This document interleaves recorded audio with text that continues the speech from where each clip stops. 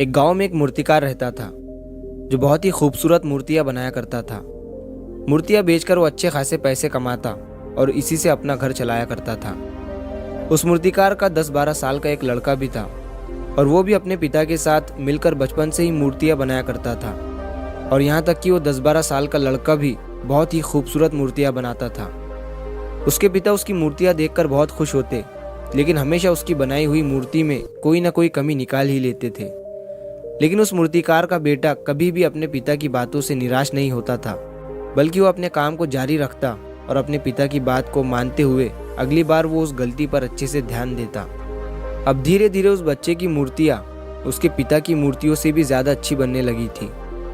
फिर कुछ समय गुजरने के बाद लोगों ने उसकी बनाई मूर्तियों को ज़्यादा दाम में खरीदना शुरू कर दिया और उसके पिता की बनाई मूर्तियों को लोग पहले के ही दाम में खरीदते थे। अब समय गुजरने के बाद वो लड़का बड़ा हो गया और अब वो अपने पिता से भी ज़्यादा कमाने लगा, लेकिन अभी भी उसके पिता उसकी बनाई हुई मूर्तियों में कुछ ना कुछ गलती निकाल ही लेते थे। लेकिन अब उसके बेटे को ये बात अच्छी नहीं लगने लगी थी। तो एक दिन जब उसके पिता उसकी बनाई हुई मूर्ति में उसे गलती बता रहे थे, तभी लड़के ने गुस्से में अपने पिता से कहा कि आप मेरी बनाई हुई मूर्तियों में कमियां निकालते हैं, जैसे कि आप मुझसे भी अच्छे मूर्तिकार हैं। आपको पता है ना कि मेरी बनाई गई मूर्तियाँ आपकी मूर्तियों से कई ज़्यादा दाम में बिकती है। इसका मतलब ये है कि मैं आपसे बेहतर और अच्छा मूर्तिकार हूँ। और अब मुझे लगता है कि मुझे आपके एडवाइस की कोई ज़रूरत नहीं है, मेरी मूर्तियाँ परफेक्ट होती है। उस दिन के बाद से उसके पिता ने उसे एडवाइस देना छोड़ दिया और अब वो अपने बेटे के काम में कोई भी गलती और कमी नहीं निकालते थे। कुछ दिनों तक लड़का अपनी मूर्तियाँ खुशी से बनाता रहा, लेकिन फिर कुछ समय बीतने के बाद उसे रियलाइज़ हुआ कि लोग अब उसके काम की इतनी तारीफ नहीं कर रहे हैं जितनी पहले करते थे, और इसी वजह से उसकी मूर्तियों की कीमत भी गिरने लगी थी। लड़के को इस बात की वजह समझ नहीं आई। उसे अपनी बनाई गई मूर्तियों में कोई भी कमी नज़र नहीं आ रही थी, जिसे सुधार कर वो फिर से अपनी मूर्तियों के दाम को उठा सके।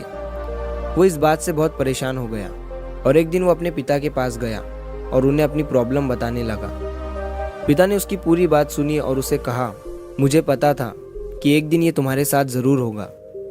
ये सुनने के बाद बेटा हैरान हो गया और उसने कहा, क्या आपको पता था कि ये होने वाला है?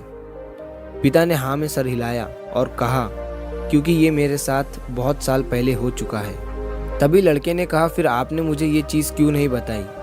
पिता ने कहा, क्योंकि उस समय तुम समझना नहीं चाहते थे।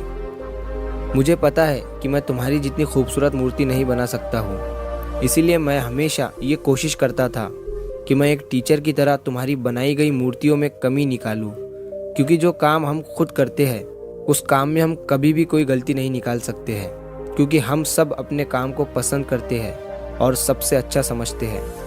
लेकिन दूसरा इंसान उन गलतियों को देख सकता है जो हम अपने हाथों से किए गए काम में नहीं देख सकते। जब मैं तुम्हारी बनाई गई मूर्तियों में गलतियाँ निकालता था, तब तुम अपने काम से सेटिस्फाई नहीं होते थे और तब तुम अपने काम को और भी अच्छे से इम्प्रूव करने की कोशिश करते, और इसीलिए तुम्हारे काम में हर दिन इम्प्रूवमेंट हो रही थी और तुम्हारी मूर्तियों की प्राइस भी बढ़ रही थी।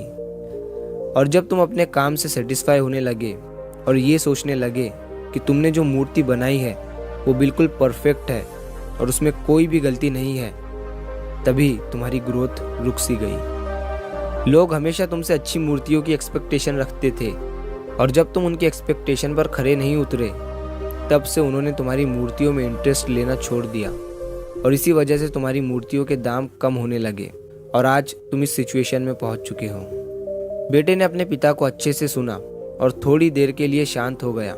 फिर उसने कहा, पिताजी अब मुझे क्या करना चाहिए?